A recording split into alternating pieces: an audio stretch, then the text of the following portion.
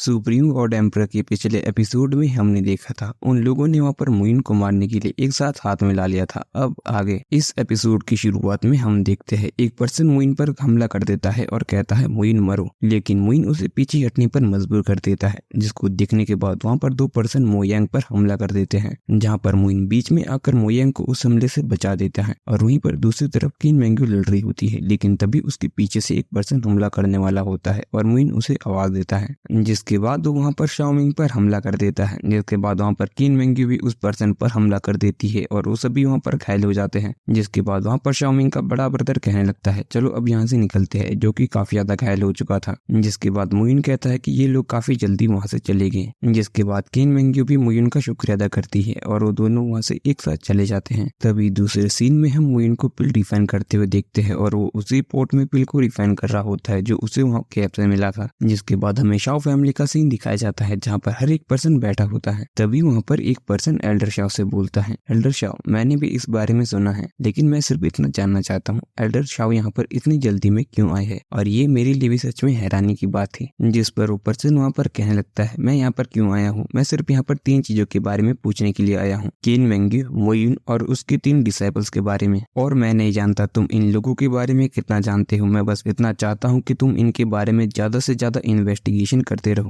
जिसके बाद वहाँ पर वो पिल बाहर निकालता है और कहने लगता है ये फर्स्ट और सेकंड ग्रेड की पिल है और जो तुम्हारे लिए किन फैमिली और मू फैमिली ने मिलकर एक परेशानी खड़ी की है उसके लिए मैं तुम्हारी मदद करूंगा। जिस पर वो पर्सन वहाँ पर सभी हाथ जोड़ते हुए उससे कहने लगते हैं एल्डर शाओ आपका बहुत ज्यादा शुक्रिया, अब हम इस सिचुएशन को हैंडल कर लेंगे। जिसके बाद वो पर्सन कहता है कि उसे अंदर ले आओ। जिसके बाद वहाँ पर शाओमिंग को लाया जाता है। जिसके बाद वो शाओमिंग से कहता है तुम्हें पता है मैंने तुम्हें पनिशमेंट क्यों दी है। जिस पर वो वहीं पर अपने घुटनों पर बैठकर कहता है जनसंग इनकैपेबल था और उसने अपने यंगर ब्रदर को अपनी आंखों के सामने मरते हुए देखा। जिस पर वहाँ पर गुस्से में उठता है और कहता है गलत, तुम बिल्कुल ही गलत हो। मुयुन सिर्फ 8th ग्रेड जूडो रिलम का प्रैक्टिशनर है और तुम 9th ग्रेड स्पिरिचुअल रिलम के, और उसके अलावा तुम क्या शानों के साथ थे, बाय डी और 2 और लोगों के साथ थे, लेकिन उसके बाद भी तुम उससे हार गए। तुम बेवकूफ नहीं हो तो क्या हो, तुम्हें जिसे इतना भी नहीं पता कब तुम्हें आगे जाना है और कब तुम्हें वापस आना है, और ऊपर से तुमने अपने भाई को भी मरने दिया। जिस पर वहाँ पर माफी मांगने लगता है। जिस पर वहाँ पर गुस्से में कहता है अब तुम्हें अपने बात का पछतावा हो रहा है, अगर तुम्हें ये चीज पहले ही पता होती तुम्हारा भाई आज जिंदा होता। तभी ऊपर से गुस्से में आगे बढ़ते हुए कहने लगता है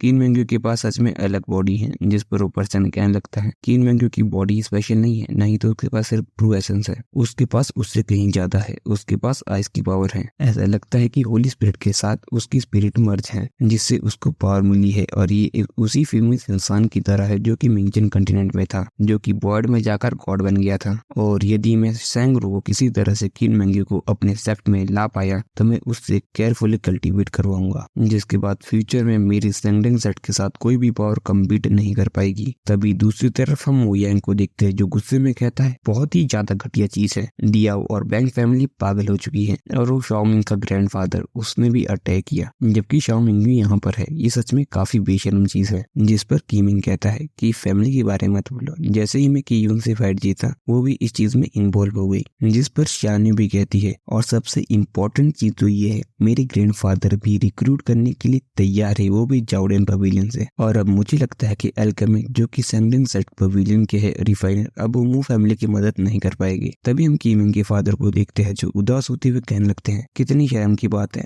मैं इसे किस तरह से देख पा रहा हूँ, मैं तुम्हारे टीचर की मदद भी नहीं कर पा रहा हूँ। जिस पर मुइन वहाँ पर आता है और कहता है किसने कहा तुम यूजलेस हो। जिसके बाद मुइन सभी से आगे कहता है ब्रिट सीलिंग पिन, ये कैपेबल है तुम्हारी बॉडी के हर एक मेरिडियन को ब्लॉक करने में, और जैसे ही तुम इस पिल को ले लोगे तुम्हारी बॉडी में जितने भी मेरिडियन है वो पूरी तरह से कट ऑफ हो जाएंगे, और ये कोई ऐसी चीज नहीं जो ऑर्डिनरी पर्सन कर सकता है, इसे सहन करना काफी ज्यादा मुश्किल है। जिस पर कीमिंग के फादर कहते हैं लेकिन मैं इसे सह लूंगा, वैसे भी मैं इस व्हील चेयर में बैठ कर 10 साल से थक चुका हूँ। जिसके बाद हम देखते हैं मुइन आगे जाकर वो पिल उसको दे देता है, जिसके बाद उसे वहाँ पर बहुत ज्यादा पेन होने लगता है, और हम देखते हैं उसकी मेरिडियन भी वहाँ से कट ऑफ हो रही है और उसकी जगह नई मेरिडियन आ रही होती है, यानी कि नई नाड़ियां आ रही होती है। जिसको देखने के बाद वहाँ पर सभी काफी ज्यादा हैरान हो जाते हैं। तभी थोड़ी देर के बाद वो अपने टांगों पर चलने लगता है, जिसको देखने के बाद वहाँ पर सभी हैरान होते हैं। तभी कीमिंग और उसके फादर दोनों ही मुइन के सामने घुटनों पर बैठ जाते हैं, जिन्हें मुइन ऊपर उठा लेता है। जिसके बाद मुइन उससे कहता है अरे ऐसे मत करो, वैसे भी पहली बात तुम मेरी एक प्रेशियस डिसाइपल की फादर हो, दूसरी बात तुम एक बहुत ही अच्छे रिफाइनर हो, और तीसरी बात मैं होप करता हूँ कि तुम मू फैमिली को ज्वाइन करोगे। जिसके बाद वो इसके लिए खुशी खुशी मान जाता है। तभी दूसरी तरफ हम एक पर्सन को देखते हैं जो उसी एल्डर शाह के पास जाते हुए कहने लगता है, मास्टर बुरी बात है। और वो उससे बताता है कि मुयू ने 3 पिल प्रैक्टिशनर को ऑक्शन में रखा है और पहली एक फर्स्ट ग्रेड की पिल है और उसमें सेकंड और थर्ड ग्रेड की भी पिल है। जिस पर वो वहाँ पे उनसे कहने लगता है कि ये तो सिर्फ एक ऑर्डिनरी 3 लेवल की पिल है, इसमें घबराने की कोई बात नहीं है। तभी वहाँ पर एक पर्सन घबराते हुए आता है और कहता है ग्रैंडफादर। जिसके बाद एल्डर शाह कहते हैं कहो। जिस पर वो कहने लगता है मुयू ने न्यूज फैलाई है कि कल वो 10 पिल परसेप्शन को ऑक्शन करेगा और ये सारी की सारी पिल सेकंड रैंक की है। तभी वो पर्सन भी हैरानी में वहाँ से उड़ जाता है। तभी दूसरे सीन में हम मुइन को देखते हैं जो उसी ऑक्शन हाउस के अंदर जाता है। तभी वो एक टेबल को देखता है और उन लोगों के पास जाकर रुक जाता है। तभी वहाँ पर एक पर्सन कहता है, यंग मास्टर मू, आप सच में एक पेट्रियट बनने के लिए यंग मू फैमिली की काफी ज्यादा वर्ती हो। आपने इतने यंग एज में कितने बढ़िया बढ़िया काम किया है। जिस पर मुइन भी उससे सार्काज़म में कहता है, लेकिन मास्टर दिया आपके जितना बिल्कुल भी नहीं। जिस पर वो पर्सन भी वहाँ पर खींच जाता है। जिसके बाद मुइन भी वहाँ से आगे बढ़ जाता है और स्टेज पे जाकर वहाँ पर अनाउंस करता है कि आज मैं यहाँ पर 8 सेकंड रैंक की पिल को ऑक्शन करने वाला हूँ, साथ में 2 थर्ड रैंक की पिल भी होने वाली है। लेकिन अगर वैंग फैमिली और दियाओ फैमिली इसको बाय करना चाहती है तो उनके लिए प्राइस डबल होगा। जिस पर वैंग फैमिली का पर्सन उठकर कहता है, मुयुन तुम ये मत सोचो कि तुम यहाँ पर मू फैमिली में हो, इस कार्ड पी सकते हैं। जिस पर वो दूसरा पर्सन भी उठते हुए कहने लगता है, मुयुन तुम्हें क्या लगता है तुम इतने आगे कैसे बढ़ सकते हो? तुम मत सोचो कि मैं दियाओ फैमिली का किसी चीज के बारे में चिंता करूंगा। जिसके बाद हम मिया शानो को देखते जो स्टेज में जाकर अनाउंस करती है कि सबसे पहले थर्ड ग्रेड की पिल का ऑक्शन होने वाला है और इसका नाम है ह्यूकाई शियाओ पिल। तभी वो वहाँ पर बॉक्स खुलती है जिसमें वो पिल और उसका परसेप्शन दोनों होते हैं। तभी वो वहाँ पर कहती है कि इस पिल की खासियत ये है कि ये फ्लैश बॉडी रिलम से प्रैक्टिशनर को स्पिरिचुअल केव रिलम में सिर्फ 10 साल में पहुंचा सकती है, चाहे वो टैलेंटेड हो या ना हो। जिस पर वहाँ पर लोग भी काफी ज्यादा हैरान हो जाते हैं इस बात को सुनने के बाद और कहने लगते हैं, अगर ये सच में इतनी ज्यादा अच्छी है तब तो ये सेकंड ग्रेड से सिर्फ ऊपर की है। इस पर तो मैं मिलियन भी आसानी से खर्च कर दूंगा क्योंकि हमारे स्पिरिचुअल केव रिलम में जाने का चांस बढ़ा देती है। तभी वहाँ पर मिलियन बोली लगाने लगते हैं। लेकिन तभी हम वहाँ पर 2 लोगों को मास्क में छुपा हुआ देखते हैं और उनमें से एक लड़की 3 मिलियन की बोली लगा देती है। जिसके बाद एक पर्सन 3.5 मिलियन की बोली लगाता है लेकिन वो लड़की सीधा 5 मिलियन की बोली लगा देती है। जिसको सुनने के बाद वहाँ पर सभी शांत हो जाते हैं। जिसके बाद शानो कहने लगती है, क्या किसी का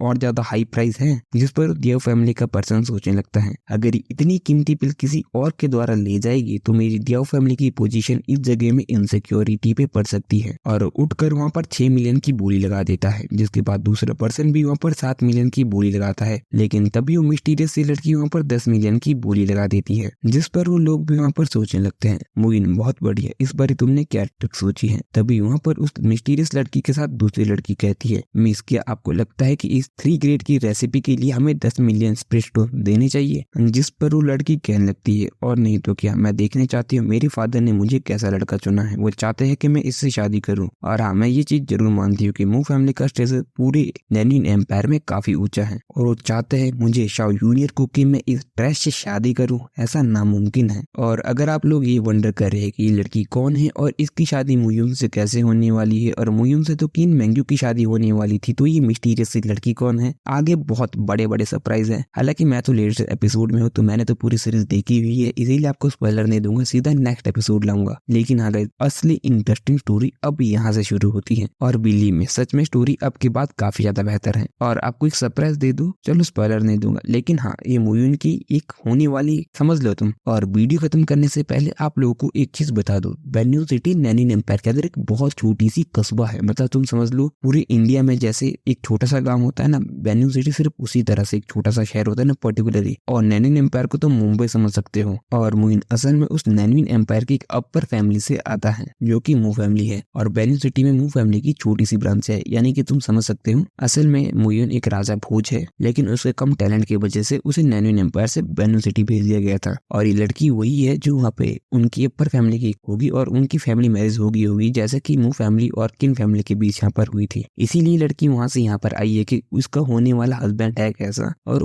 वो ऐसे कस्बे में रहता है, यानी कि वो ट्रैश ही होगा। इसीलिए कह रही है मुयुन को कि मुयुन ट्रैश है। लेकिन मुझे लगा कि आपको ये चीज बताने की जरूरत है क्योंकि फिर आप स्टोरी में कंफ्यूज नहीं होगे और आपको आगे क्लियर होगा कि ये सब चीज हो क्यों रही है। क्योंकि स्टोरी जितनी ज्यादा अच्छी हो जाती है ना, आगे जब लोग एक्सप्लेन करते तो उतनी ही ज्यादा कॉम्प्लिकेटेड कर देते हैं। इसीलिए मैं सिंपल एक्सप्लेन करना चाहता हूँ ताकि आप लोग को सीन बाय सीन समझ आए और आपको मजा आए स्टोरी में। यानी कि आप समझ गए बहुत बड़ा नैनिन एम्पायर, फिर तियानमेन कॉन्टिनेंट, फिर फिर इसी तरह से आगे सब बढ़ता जाएगा। अभी आपको आगे बहुत ज़्यादा चीज़ें मिलेगी, लेकिन उतना ज़्यादा कॉम्प्लेक्स नहीं करेंगे, बाकी तो आप आगे देख ही लोगे।